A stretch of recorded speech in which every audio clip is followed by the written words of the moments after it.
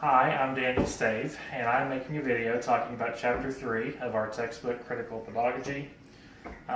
One of the original pedagogists that is talked about in the book is Socrates, and so I'm making a video talking about Socrates and how he asked people questions, and he was really concerned with justice and just thinking deeply about things. He thought a lot about justice when other people in his time were more concerned about power and money. He was kind of the humble guy that walked the streets barefoot and things like that. But anyways, his greater concerns were not material things, but things like justice and love and truth.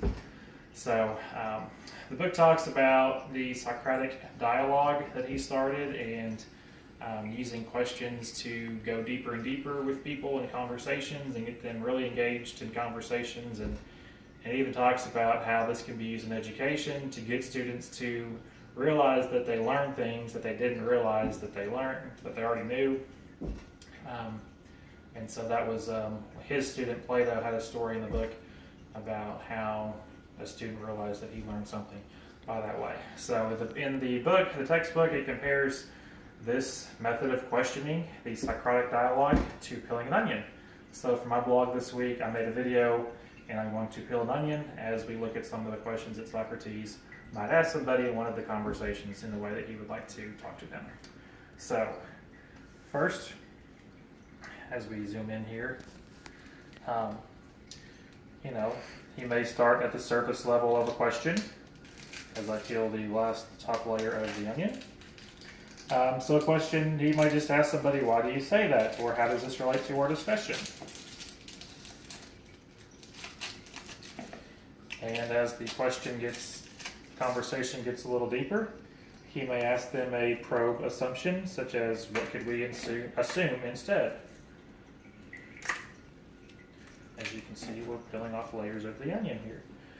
Next, he might ask a probe or reasoning evidence question, like what would be an example of that, where the other person was making a point.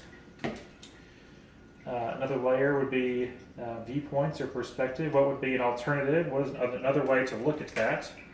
As he continues to ask questions and get deeper and deeper with the person. As you can see, we're getting deeper and deeper into the onion here. Next would be a viewpoint or perspective, such as what would be an alternative? What is another way to look at it? We're peeling more and more of the onion and getting deeper and deeper into the conversation. And then, what are the implications and consequences of that? And we're really getting deep into the onion now. And the sixth and last layer of questioning he may ask is the questions about the question. What was the point of the question? Why do you think I asked that question? And going deeper and deeper in there. And eventually, you would get to the roots of the issue and the roots of life, which to Socrates was truth and love and justice, as we are down to the center of the onion.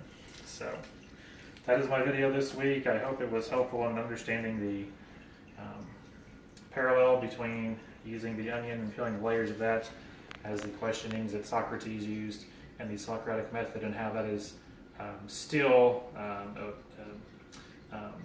relevant means of education today. So thank you for watching my video. Bye.